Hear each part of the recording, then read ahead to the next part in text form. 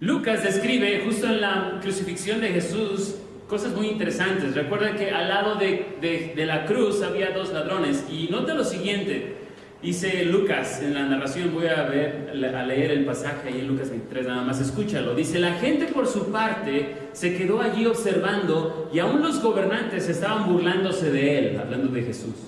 Salvó a otros, decían, que se salve a sí mismo, si es el Cristo de Dios, el escogido. También los soldados, esos son los gobernantes, luego los soldados se burlaban de él y le ofrecían vinagre, es decir, era como un analgésico el vinagre. Y le dijeron: si eres el rey de los judíos, sálvate a ti mismo. Resulta que sobre el letrero que decía: ese es el rey de los judíos, uno de los criminales allí colgados empezó también a insultarlo. ¿No eres tú el Cristo? Sálvate a ti mismo y a nosotros. Pero el otro criminal lo reprendió: ¿ni siquiera tienes temor de Dios, aunque sufres la misma condena? En nuestro caso el castigo es justo, pues sufrimos lo que merecen nuestros delitos. Este, en cambio, no ha hecho nada malo. Luego dijo, y escucha esto que dijo el ladrón sobre la cruz: Jesús, acuérdate de mí cuando vengas en tu reino. Te aseguro que hoy estarás conmigo en el paraíso, le contestó Jesús. Leemos estas palabras y sabemos lo que ese ladrón dijo: acuérdate de mí cuando vengas en tu reino. Pero algo que quiero llamar la atención justamente es lo increíble y lo sorprendente que este ladrón haya confesado con sus labios algo que sucedió en su corazón en ese momento. Quizá él no veía mucho acerca de Jesús, pero lo que sí vio lo dijeron sus labios, que él era el rey. Porque él dijo: acuérdate de mí cuando vengas en tu reino. Y lo curioso de esto es que este ladrón entendió la paradoja, la ironía de un rey en una cruz. Eso es lo que nos está diciendo este pasaje. Cómo este ladrón tuvo una fe para decir: él es el rey. ¿Qué decían los gobernantes? Si eres el rey, sálvate. ¿Qué decían los soldados? Ay, si tú fueras el rey, no te puedes ni salvar a ti mismo, ¿verdad? Pero este ladrón, eso es lo irónico otra vez, ironía tras ironía. No los gobernantes, no los fariseos que habían estudiado tanto tiempo la ley, un ladrón. En ese momento, en el último momento, cuando él ya estaba por morir, ¿qué vio?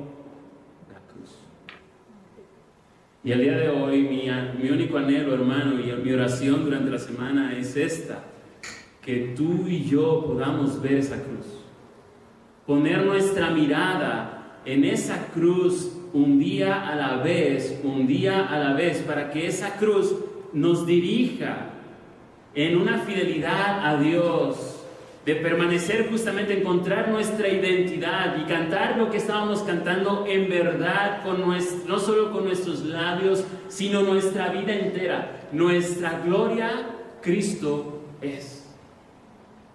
Mi valor no está en mis logros o en mis méritos, sino en la cruz.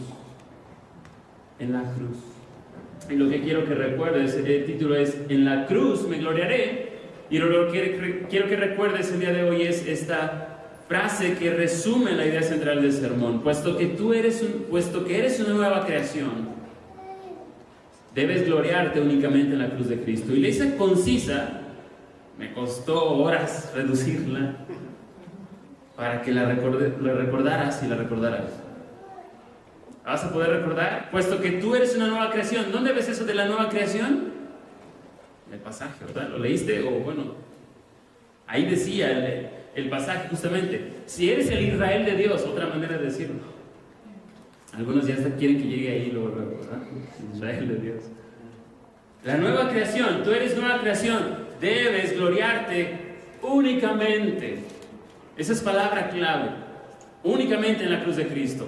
Y vamos a ver 3 puntos. El primero, esto va a ser como un sándwich, va a ser más chiquito, y el último también, y el segundo va a ser un poco más la carne, porque así lo veo en el pasaje. Lo dividí justamente eso, pero el primer punto es el versículo 11. Parece no muy significativo, pero el primer punto, sí, esa súplica final de Pablo. Una súplica final de Pablo. Pablo termina su epístola como la comenzó, y también la comenzó justamente con un llamado muy intenso. Lo vimos hace tiempo cuando estuvimos estudiando esta serie, que Pablo no saluda y agradece, va directo al grano. Y algo que vemos justamente en el final también. En otras terminaciones de cartas vamos a ver que Pablo, salúdame a tal y les pido en el Señor y empieza nada más a despedirse, pero aquí no desaprovecha ni un solo espacio de su argumento para decirnos: tu gloria sea la cruz, tu gloria sea la cruz. Ese es cómo él hace esa súplica final. Dice, y miren cómo llama la atención a los Gálatas: miren con qué letras tan grandes les escribo de mi propia mano. Algunos dicen que era porque grandes letras porque tenían problemas de visión, pero yo creo que justo la intención aquí es: mira, lo que les voy a decir, esto final está con letras grandes, ¿para qué? Así es como decir, ¿verdad? Es en negritas y subrayado. ¿Con qué letras tan grandes les escribo? Y de mi propia mano. Aquí el escriba deja de escribir el resto de la carta y Pablo toma la pluma para, de su propia mano, decirles a los Gálatas estas últimas palabras contundentes. Y esto nos habla del corazón de Pablo. Pablo no está haciendo una disertación teológica, nada más. Pablo está escribiéndole a personas que él ama.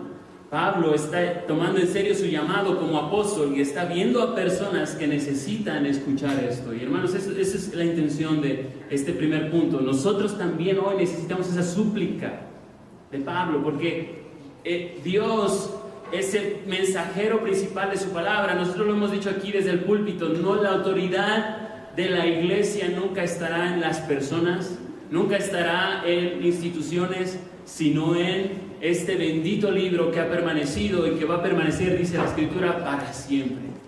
Es este bendito libro, es esta palabra que no va a perecer, es la palabra con la que Dios creó todo el universo, con su voz creó todo, con su voz la sigue sosteniendo. Y esta súplica también tiene esa advertencia. Entonces vamos a ver justamente, termina como inicia. Hay otra traducción un poco más literal que dice así: un llamado de parte de Dios. Ahorita llego a esa traducción de ese tema. Justo quería llamar la atención en esto: un llamado de parte de Dios a volver la centralidad y pureza del Evangelio es lo que ha sido el tema central de la carta. Y cuando tú estudias o estés estudiando este tipo de texto que se llama discurso o prosa discursiva en la Biblia, vas a ver que en las cartas que hay el principio y el fin. Así como empieza y así como termina, tienen una unidad y nos dan mucha idea de qué trata o qué va a tratar. Si tú ves primero de Samuel y segundo de Samuel, empiezan con un cántico, terminan con un cántico de Dios resiste al soberbio, da gracia al humilde, y así. Hay un diseño. Y lo que vemos con Pablo es lo mismo. Termina justamente con esta intención de ver lo importante que es escuchar este mensaje. Y es que miren, nosotros somos muy apresurados a querer correr a lo práctico y separamos de aquello práctico con la filosofía o la ideología de eso práctico. Y Pablo lo que ha hecho ha unido estas dos cosas. Ha dicho la importancia de entender lo que significa vivir una vida centrada en el Evangelio y cómo eso se ve. Pero entonces justamente vemos esta parte que es un trato personal. Pablo habla a personas en una congregación, pero también les habla la verdad en amor. Pablo está interesado en sus almas y por eso él, con autoridad de parte de Dios, les habla la verdad de que ellos han escuchado y tan pronto se han alejado de Dios por haber diluido el Evangelio. No abandonaron completamente el Evangelio porque ellos dicen: sí, Cristo nos salva, más ellos añadieron algo al Evangelio. Ese es el asunto. Y ven que es sutil. No están despreciando a Cristo, pero finalmente diluir el Evangelio, terminas perdiendo el Evangelio. Es lo que hemos visto en esta epístola. También es la urgencia. Entonces queremos ver esto, el trato personal de Pablo. Él les habla en amor y verdad, y también la urgencia de su llamado. Y yo creo, hermanos, lo mismo hoy. hoy en día vemos que muchos púlpitos los domingos están plagados de moralismo, de mensajes de ser buena persona, de tu vida, tu mejor vida ahora, o quieres lograr éxito y puros consejos prácticos que muchos de ellos están en la Escritura. Pero otra vez, Dios nos ha llamado a mantenernos con los ojos puestos en la cruz de Cristo y lo que eso significa para mí hoy y ahora y hasta ese día. Entonces vemos esta súplica final, pero número 2 también entramos en el tema, versículos siguientes, 12 al 15, la cruz de Cristo o tu propia gloria. La cruz de Cristo o tu propia gloria. Aquí hace Pablo un contraste. Los falsos maestros que se glorían finalmente en ellos mismos. Ellos buscan su propia gloria. Ya lo leímos el pasaje. Los que desean agradar a la carne tratan de obligarlos a que se circunciden. Justamente una de las cosas que vemos no era guardar toda la ley quizá, pero decían al menos la circuncisión, porque era como que el símbolo del pacto. Pero justo Pablo lo que dice es, no hay, Cristo ha llegado y ahora no tenemos que obedecer la ley en ninguna manera. Y Pablo nos ha incluso aclarado que el cumplimiento de la ley se hace verdaderamente en aquellos que están en Cristo, porque el cumplimiento de la ley de Cristo, es amar a Dios de todo tu corazón y amar al prójimo como a ti mismo. Pablo aquí expone las motivaciones de los falsos maestros. ¿Cuál es su motivación? Lo vemos en el pasaje. Ellos evitan ser perseguidos de la cruz, por eso no se meten en problemas, porque dijeron, bueno, pues la circuncisión al menos. ¿Recuerdas cómo termina Pablo? Dice, yo llevo en mi cuerpo las marcas. ¿De qué marcas se está refiriendo? A la persecución. Pablo fue apedreado, ¿por qué? Por predicar el evangelio de la sola gracia. Pero estos falsos maestros, ¿se dan cuenta? La motivación en el fondo de ellos es su propia gloria, el temor al hombre incluso. Estos presionan a los creyentes a circuncidarse porque buscan eso, su propia gloria, y no quieren ser perseguidos por la cruz de Cristo, no desean esa persecución, están huyendo de ello, y es por eso que ellos buscan obligar a otros a circuncidarse. E incluso lo que dice este texto es justamente, ellos ni siquiera cumplen la ley. ¿Recuerdas esto? ¿Te suena parecido cuando en el tiempo de Jesús le decía a los fariseos, hipócritas, ustedes están poniendo cargas que ni siquiera ustedes están dispuestos a llevar? Ojo aquí, este es un indicador, una luz que está diciendo, cuando ves que los líderes no están dispuestos a llevar las cargas, sino que están muy dispuestos a imponer las cargas. Muchos que desde aquí dicen, y esto, tienes que vestirte así, tienes que peinarte de lado, o tienes que hacer esto o hacer aquello, o dejar de hacer esto. Pero ni ellos mismos están dispuestos a llevar esa carga, porque la ley Pablo lo ha dicho. ¿Cómo se cumple la ley? Amar a Dios con todo tu ser y amar al prójimo. Nos enfocamos como los fariseos en lo externo, se enfocan en lo externo y pierden el centro, lo más importante. Entonces, una traducción literal, como decía, del versículo 12 es esto: los que intentan obligarlos a que se circunciden están buscando quedar bien con el único fin de evitar la persecución. En pocas palabras es lo que está diciendo Pablo aquí. Quieren quedar bien y quieren evitar la persecución. Gálatas 5:11 ya nos dijo Pablo lo siguiente, lo leo, miren. Yo, hermanos, si todavía predico la circuncisión, ¿por qué entonces soy perseguido? En tal caso, el escándalo de la cruz ha sido quitado. ¿Por qué lo conecto con lo que está diciendo? Pablo, de hecho, ya lo ha dicho antes. Si yo estuviera predicando la circuncisión, ¿por qué sigo siendo perseguido? Lo que dice Pablo. Y nota lo que dice, el escándalo de la cruz sería quitado. ¿Cuál escándalo de la cruz? ¿A qué se refiere Pablo con esto? Justamente ese escándalo de la cruz es que, miren, la cruz, el evangelio va a confrontar, va a ofender, ofende al moralista. ¿Por qué el evangelio ofende al moralista? Porque el moralista Él está enfocado en sí mismo, en su desempeño para lograr escalar al cielo. Pero la cruz llega para decirte, tus esfuerzos no valen nada. Solo hay uno esfuerzo, hay una obra suficiente, perfecta, que es la de Cristo. Es la única, no hay otro, no hay camino. Ahora quizá alguien aquí viene, ¿verdad? Justamente está partiendo en dos. Aquí personas que dicen, yo quiero ganarme el cielo a través de mis obras. O los que dicen, y ven la cruz, y la cruz te ofende tu moralidad, ofende todo aquello que tú has trabajado. Como dice Pablo, todo lo que yo he hecho lo tengo por basura a fin de ganar a Cristo. Eso es lo que llega a ser la cruz. La cruz ofende a este mundo, ¿sabes? Este mundo tiene un gran aprecio por la moralidad y la religión. Donde no ha habido persecuciones porque hay mucha moralidad y religión. Este mundo tiene un aprecio por ello. Es por eso que no hay persecución generalmente. Pero cuando cada vez es más clara la predicación de la cruz, entonces este mundo se va a ofender. ¿Sabes? Escuchaba la semana justamente una frase. Necesitamos primero recibir el trago amargo de la cruz para luego saborear su dulzura. ¿Cómo vas a realmente apreciar la gran salvación de Dios cuando ves como peregrino que iba de John Bunyan? Peregrino iba con una gran carga, con un gran peso. Cuando ve la cruz y cae ese peso, dice, es un gran alivio.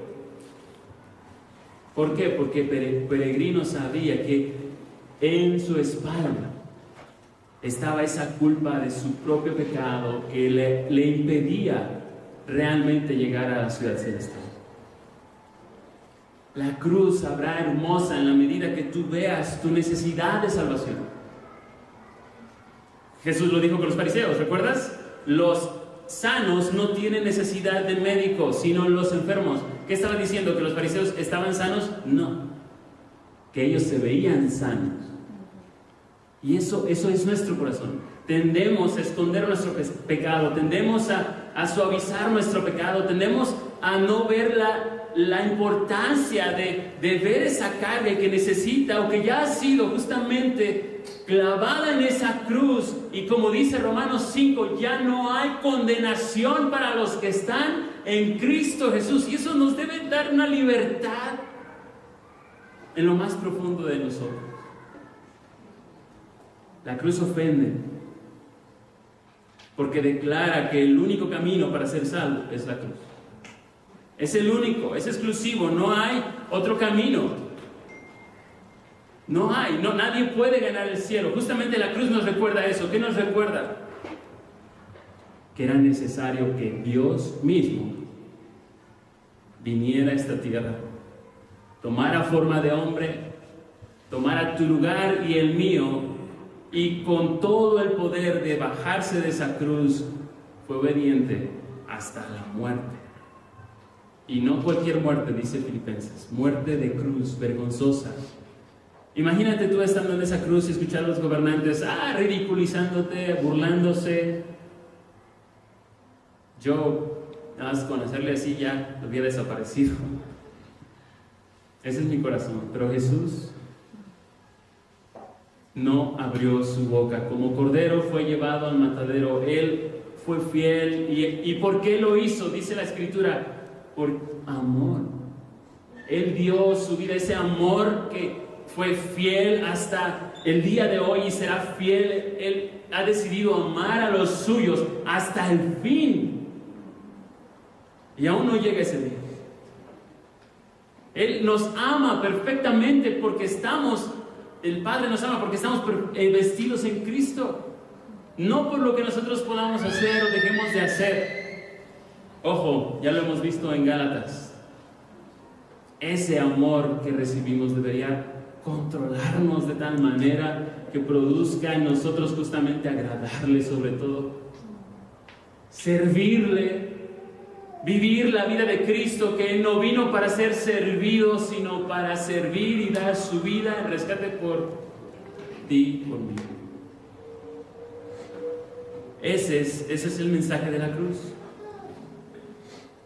Por eso hoy en día hay persecución. ¿Sabes dónde hay más cristianos en el planeta Tierra? En África y en Asia. Yo pensé que en Estados Unidos. Y fieles cristianos que están dando su vida porque ellos ven esa cruz y dicen, ahí está mi vida escondida. No en lo que yo tenga, no en una casa, no en un coche, no en un trabajo. Mi vida está escondida en esa cruz. Ahí está mi identidad, mi valor, todo está ahí. Por eso cuando le preguntan, ¿eres cristiano o no? Con una pistola en la cabeza. Y saben que si es un sí, ahí es su último día. Ellos con toda firmeza, y como lo vemos en la historia de la iglesia, muchos de ellos cantaban, alentaban a otros en ese día. Y hermanos, no estamos lejos. No estamos lejos de llegar a días donde la iglesia aquí pueda ser perseguida. No lo sabemos, pero hoy es el día en que estemos preparados para ese momento. Y hermanos, no tenemos que tener una pistola en la cabeza, ¿verdad?, para esperar, sino hoy nuestro cristianismo puede ser, justamente es el punto de Pablo, puede ser vibrante, puede ser apasionante. ¿Por qué? Porque mi valor no está en lo que yo pueda tener o no tener, sino por lo que Cristo hizo por mí en esa hermosa cruz. Y cómo eso transforma todo de mí. Entonces Pablo pone en evidencia, ¿qué pone en evidencia con sus palabras? Pone en evidencia, hay una motivación de estos falsos maestros. La verdadera motivación no es agradar a Dios, sino es su propia gloria. También nota lo siguiente, pone en evidencia que el todo fariseísmo finalmente evidenciará que no funciona, el fariseísmo no funciona, dice el versículo anterior, el 13. Porque ni aún los mismos que son circuncidados guardan la ley. ¿Cuál es el propósito de que tú y yo hayamos sido unidos al Israel de Dios? Que la ley se cumpla en nosotros. Bueno, muchos tendrían aquí, no estamos hablando de la ley de Moisés tal cual, ¿verdad? Con las dietas, no comiendo cerdo o otras más, sino con la ley, el corazón de la ley, que se resume, y Jesús lo resumió, en un amor completo a Dios Padre y en un amor a los demás. Eso debería de ser cada vez más real, pero no lo era en el caso de los falsos maestros. ¿Por qué? Ellos no guardaban la ley, se estaban comiendo unos a otros. He visto personas así que nada más están criticando, que nada más están justamente comiéndose a los demás y en un ambiente de crítica. Obviamente no hay iglesia perfecta, y no estoy dando esta intención, mi intención es justamente decir eso. No hay iglesia perfecta, en la iglesia hay pecadores, y la iglesia es como un hospital de pecadores, más que un museo de santos. Pero son pecadores que están vestidos en las ropas de Jesús, que están caminando en un progreso de santificación, de amor por Dios sobre todas las cosas, y un amor más grande entre ellos. Eso es lo que está pasando en su iglesia. ¿Qué más pone en evidencia Pablo en esos últimos versículos? Estos falsos maestros buscaban aprobación. Pablo incluso lo contrasta cuando dice: yo he sido crucificado al mundo y el mundo a mí. Eso es lo que está diciendo en pocas palabras. Pero los fariseos, o los falsos maestros, están buscando aprobación. ¿En qué sentido están buscando aprobación? En que ellos no quieren ser perseguidos, y que están haciéndolo justamente para gloriarse, dice, en la carne de ellos. O sea, quieren que se circunciden, pero finalmente están buscando aprobación de los hombres. Pablo pone en evidencia justo eso. Es una salvación por méritos y no por gracia. Y quiero aquí nada más dar una aplicación. Muchos de nosotros venimos quizá de contextos donde en la iglesia se enfatizaba, o venimos de un contexto donde en la iglesia se enfatizaba tanto lo externo, como vistes, como haces, que no haces. Y sabes, hemos visto en el camino que muchas de esas personas que caminaron con nosotros en ese contexto terminaron en el orgullo o la desesperanza. Los más honestos terminaron diciendo, es que me doy cuenta, la verdad, es que hay una desesperanza porque están poniendo su esperanza en que finalmente esas obras van a producir algo, pero ¿qué dice el texto? No guardan la ley. ¿Te das cuenta? El legalismo nunca te va a llevar a un cumplimiento genuino de la ley. Sin embargo, unirte a Cristo, vivir tu vida centrada en el Evangelio, producirá ese cambio. Y lo que quiero decir con esto, orgullo también, o desesperanza. Orgullo, personas que dicen, ya lo logré. Incluso he escuchado personas, y hay personas, así una corriente de personas que dicen que puede llegar a ser perfecto. Sí las hay. Y hay personas que enseñan esto, tú tienes que esforzarte y matar tu cuerpo y hacer esto y hacer aquello y vas a lograr llegar a la perfección. Eso se llama orgullo, que crees que lo has conseguido. Entonces está poniendo Pablo en evidencia varias cosas, los motivos reales de estos fariseos, pero también llegamos a versículos, justamente versículo 14 y 15, que es menester considerar. ¿Qué es lo que dice Pablo? Vamos a leerlo, ahí está delante de nuestras pantallas, juntos. Pero jamás acontezca que yo me gloríe, sino en la cruz de nuestro Señor Jesucristo, por el cual el mundo ha sido crucificado para mí y yo para el mundo. ¿Todos? Porque ni la circuncisión es nada, ni la incircuncisión, sino una nueva creación. ¿Qué significa esto que Pablo está diciendo? Justamente queremos llegar a es como ese corazón de lo que nos está diciendo. Primero, ¿qué significa el mundo ha sido crucificado a mí y yo al mundo? En palabras sencillas, si quieres anotarlo, he muerto a la búsqueda de aprobación de los hombres. Pablo ha muerto en esa búsqueda de aprobación de los hombres. Eso es lo que significa esa frase, he sido crucificado, el mundo ha sido crucificado a mí y yo al mundo. Pone en contraste con los fariseos. En pocas palabras, Pablo está diciendo, mi gloria es la cruz. Ahora, quiero aclarar aquí, ¿qué significa eso de mi gloria es? Mi gloria es una manera de expresarnos de aquello en lo que hemos puesto nuestra confianza y esperanza. Pero voy a dar un ejemplo más a ver si lo podemos ir aclarando. La gloria de un joven, ¿cuál es la gloria de un joven? Su fuerza, ¿verdad? Su juventud, su vida, tiene mucha vida, mucha energía, ¿no? La gloria del Everest, su altura, es aquello en lo que el Everest se levanta el cuello y dice, yo aquí soy, no hay nadie como yo. La gloria, y bueno, podemos seguir, ¿verdad? Pero estos ejemplos nos ayudan a ver qué está diciendo Pablo con esto. Me glorío. La razón de la cual yo estoy poniendo mi confianza completa.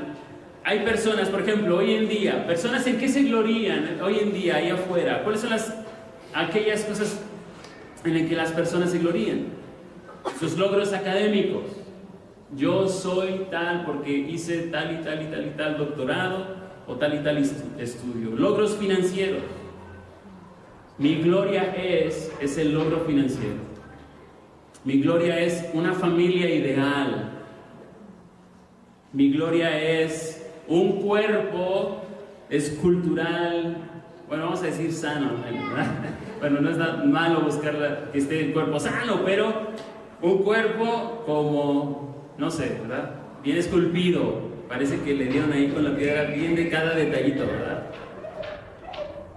Y sabes, el mundo, todos de alguna manera somos teólogos que tenemos una perspectiva de quién es Dios, quiénes somos nosotros y hacia dónde vamos. ¿Para qué estoy aquí? ¿Qué estoy buscando? ¿Cuál es el fin de que yo estoy aquí y hacia dónde voy? ¿Cuál es mi gloria? Como di ejemplos, ¿verdad? Hay personas que están buscando y en las etapas que vivimos diferentes puede ser nuestro enfoque en alguno. Pero la pregunta hoy, para mí, para ti, es ¿cuál es tu gloria? ¿En qué te glorías? ¿Qué es aquello de lo cual, como el monte Everest, te alzas el cuello Y puedes delante de los hombres decir, yo valgo, yo soy alguien aquí y puedes poner y rellenar el espacio. ¿Dónde está tu valor? ¿Cuál es tu gloria? Y antes de responder a ello, porque nuestra mente ahora yo espero que esté trabajando, esté pensando, bueno, ¿en qué me glorío? Yo soy hábil para esto, esto y aquello, soy bueno en esto y es algo que ha sido dado por Dios y no estamos diciendo que nos apachurremos. Lo que estamos diciendo es, finalmente, ¿en dónde estamos poniendo toda nuestra esperanza, nuestro valor? Pablo decía, he sido crucificado, está muerto, dice, al mundo, y el mundo para mí. Yo ya no busco más la aprobación de las personas. ¿En dónde está Pablo? Lo dijo en 2:20, en Gálatas 2:20, con Cristo estoy juntamente crucificado, ya no vivo yo, mas vive Cristo en mí, y lo que ahora vivo en la carne, lo vivo en la fe del Hijo de Dios, el cual me amó y se entregó a sí mismo por mí. Pablo se predica y recuerda la razón del dónde estás justamente puesta su mirada en esa cruz. ¿Y cuál es su gloria? La cruz. ¿Cómo podemos saber en dónde estamos glorificándonos o cuál es nuestra gloria? Yo creo que la manera que podemos saber es justamente dónde está mayormente nuestro pensamiento. ¿Dónde invertimos nuestras energías y tiempo? ¿Dónde estamos dispuestos a sacrificar? ¿Dónde no nos cuesta dar nuestro tiempo y esfuerzo? Tus pasiones, ¿qué es aquello de lo que tú realmente te apasionas, disfrutas? Y sabes, hermano, cuando preguntamos esto, yo creo que todos en alguna medida necesitamos más y más recordarnos la cruz. Porque nuestro corazón rápidamente busca gloria en algo más que en la cruz. Como diría don Ramón, no tenemos llenadera. No tenemos llenadera. Quiero hijos, ya soy el mejor papá que existe y ahora estoy de repente, pum, me doy tropezones. Pero estaba poniendo mi gloria en yo soy un buen padre. El Evangelio llega para decirme, no, Julio, no se trata de ti. Se trata de Cristo en ti. Tú no eres un buen padre, esa es la cruz, te humilla, te confronta, tú no eres un buen padre, tú necesitas gracia. Tú necesitas un poder más grande que tu determinismo, que se llama Espíritu Santo. Tú necesitas humillarte bajo la cruz de Cristo. Julio, tú no eres un buen padre, pero tú serás un buen padre en la medida que tú veas esa cruz. Tú te aferres a esa cruz, tú digas, Señor, no puedo. Veo mi corazón que se enoja con facilidad. Veo mi debilidad, pero me hace correr a esa cruz una y otra vez, porque no puedo. Pero allí es justamente donde hay esperanza, donde decimos, no puedo, Señor, no puedo, hazlo tú en mí. Dame el poder para amar a ese pequeño que no merece amor. Dame amor, ayúdame a recordar ese amor en esa cruz, cuando tú te quedaste en esa cruz por mí. Me amaste a mí. Podemos decir claramente y con convicción, me amaste a mí. Cristo sabía cada pecado que tú cometerías, cada pecado, cada mentira, cada engaño, cada traición, y se quedó en esa cruz por ti. ¿Eso mueve tu corazón? ¿Eso te mueve a amarle más? Esa es la cruz, ese es el mensaje de la cruz. ¿Cuántas veces hemos sido infieles a Él, hermanos? ¿Cuántas veces le hemos fallado? ¿Cuántas veces? Muchas. Y Él las conoce. Y Él las sabía hace 2000 años cuando estaba en esa cruz. Y Él dijo, yo me quedo aquí por amor al Padre y por amor a Pepe, a Nacho, a Rebe, a Brandon y a cada uno de los que llamó a salvación. Gloria a Dios por esa cruz. Por eso podemos decir como Pablo. Pablo, ¿quién era? Un fariseo de fariseos que tenía tantas credenciales y dijo, todo eso es basura por amor a Cristo. ¿Por qué? Porque él se dio cuenta y vio en la cruz, fue libre de esa aprobación de los hombres. Él fue libre de amarse a sí mismo más que cualquier otra cosa y entregó su corazón a la cruz, a Jesús, por ver esa cruz. Y él llevó en sí las marcas de la cruz de Jesús, siendo apedreado, siendo perseguido. En Corintios nos dice, padeciendo hambre, padeciendo una y otra cosa, y encima las aflicciones por las iglesias. ¿Qué necesitamos, hermanos? Mirar esa cruz. Mirar una y otra vez esa cruz que nos confronte, que nos humille, que nos haga correr a Él y llevarnos justamente como Cristo, amar a Cristo y decir al igual que Cristo, Señor, no mi voluntad, sino la tuya. Llevarnos a ser mansos y humildes como Cristo. No prontos para llegar con dureza, sino con paciencia, con amor, corregir, hablar la verdad, caminar en verdad. Que la ley de Dios se cumpla en nuestras vidas, aliviando esta carga de la ley, porque ya no es más el que nosotros cumplamos esa ley, es que Él la cumplió perfectamente, yo estoy vestido en Él. Y el amor a Dios más grande produce en mí esa obediencia. ¿Cómo puede ser Cristo tu gloria, hermano, hermana, familia?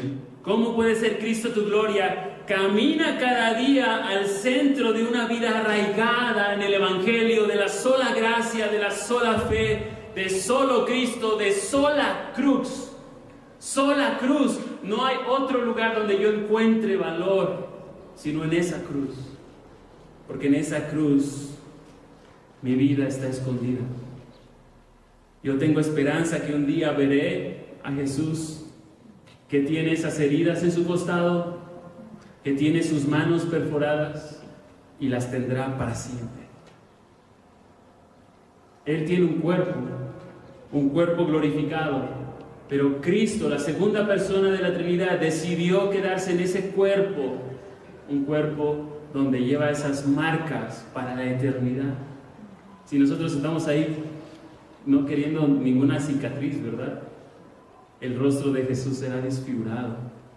Lo veremos y nuestro corazón se llenará y latirá más grande al verlo a Él y ver sus heridas que fueron por ti y por mí, para llevarnos a un lugar donde no habrá más maldad, donde todo será en verdad paz, donde no habrá más dolor, donde no habrá más sufrimiento, no más injusticia. Cristo nos está llevando a ese lugar.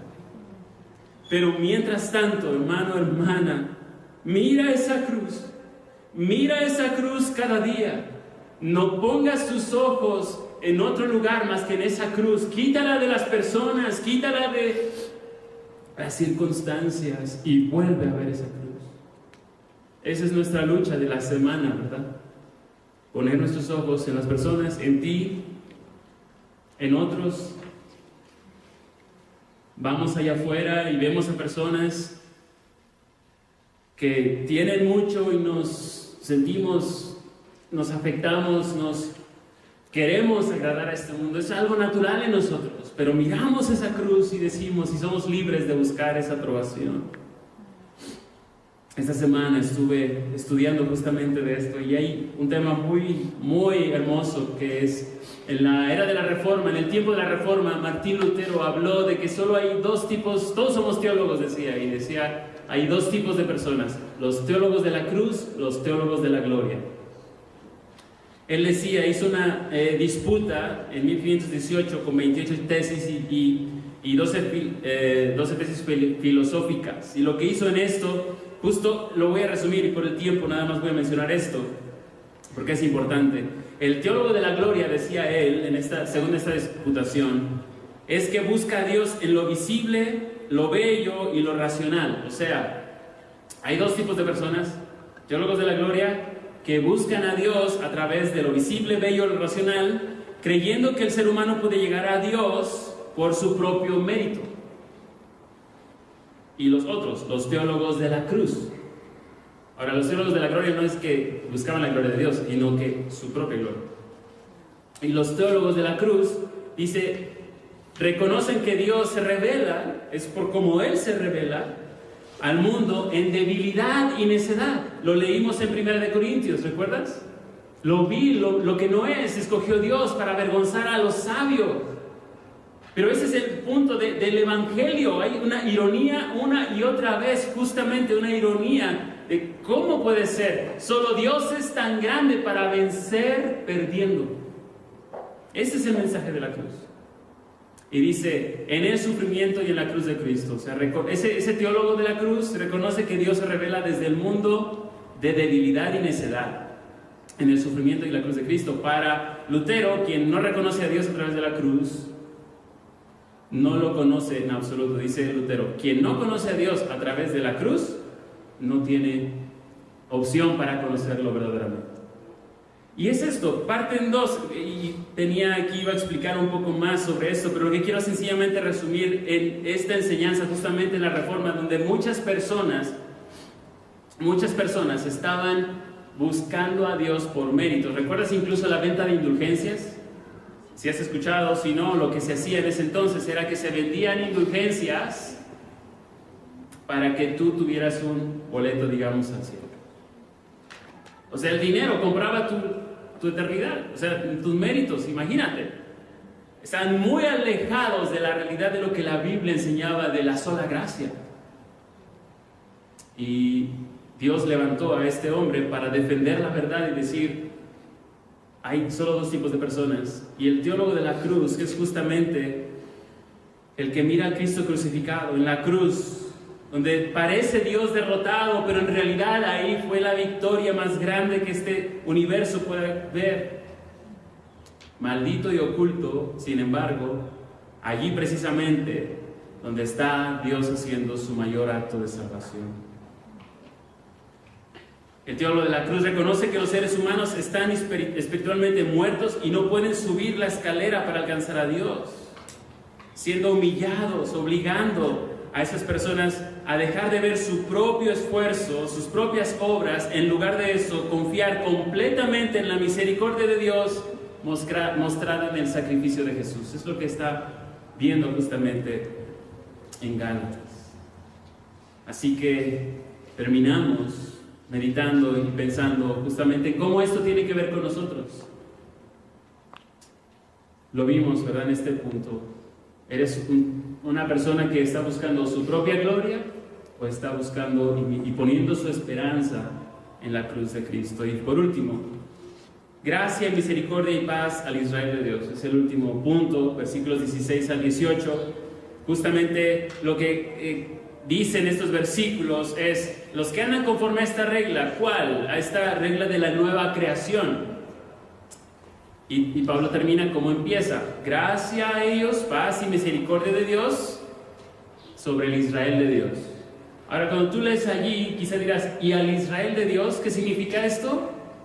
Entonces es como dos pueblos, a la nueva creación y el Israel de Dios. No, porque esa palabra y, estudiando ahí ese pasaje, también se puede traducir como es decir. Entonces lo que estaría diciendo, y de hecho el argumento completo de la carta es que no puede ser así. Pablo ha dicho, hay un solo pueblo, el pueblo que está unido por la fe y la sola gracia a Cristo, no puede haber más. El Israel de Dios es, según el contexto de Gálatas, es la iglesia. Y solo aquí un comentario muy apropiado a nuestro tiempo. Hoy en día hay muchos que están hablando de Israel como el pueblo de Dios.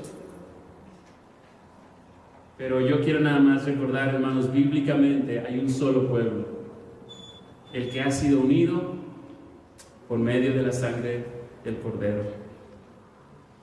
Y justamente no estamos diciendo que en Israel no hay cristianos, no estamos diciendo eso, ¿verdad? ¿Recuerdas Apocalipsis, la visión? El velo se corre en Apocalipsis y ¿qué ves? Personas de toda lengua, tribu y nación diciendo, digno es el Cordero. Es lo que Dios está haciendo en el mundo entero, trayendo a personas de toda lengua, tribu y nación por medio de la sola fe en Cristo. Hermanos, Dios nos ha hecho, lo dice 1 Pedro, ustedes son, la iglesia son real sacerdocio, nación escogida, pueblo adquirido por Dios, para que anunciéis sus virtudes. Nosotros somos el Israel de Dios, el pueblo de Dios, que Dios ha traído a lo vil, a lo necio, a lo menospreciado, a lo que no es. ¿Para qué? Para que el poder de Dios repose en nosotros y le demos gloria, avanzando el reino, su reino en esta tierra. Entonces, ¿cómo Dios es que está haciendo su obra en ti? Quiero concluir solamente recordándonos cómo empezamos. Puesto que eres nueva creación, debes gloriarte únicamente en la cruz de Cristo. Dios te ha llamado, hermano. Es Dios quien te ha puesto en el cuerpo de Cristo. Es Dios quien te ha llamado a salvación. Y el mensaje de Pablo con su propia mano, en letra grande, fue: tu gloria sea la cruz, hermano. No te gloríes en nada más que en la cruz.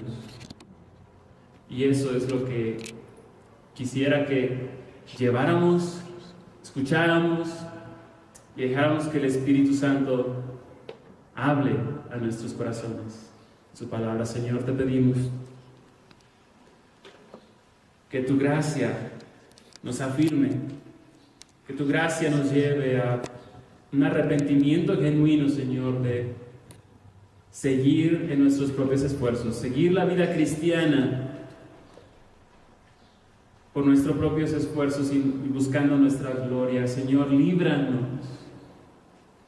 Aquel que piensa estar firme, mira que no caiga. Necesitamos, Señor, tener cuidado, no asumir que nosotros no hemos sido engañados por nuestro propio corazón, sino permítenos tener humildad para permanecer en la cruz. Háblanos, Señor, y déjanos ver más claramente lo que significa la cruz para nosotros.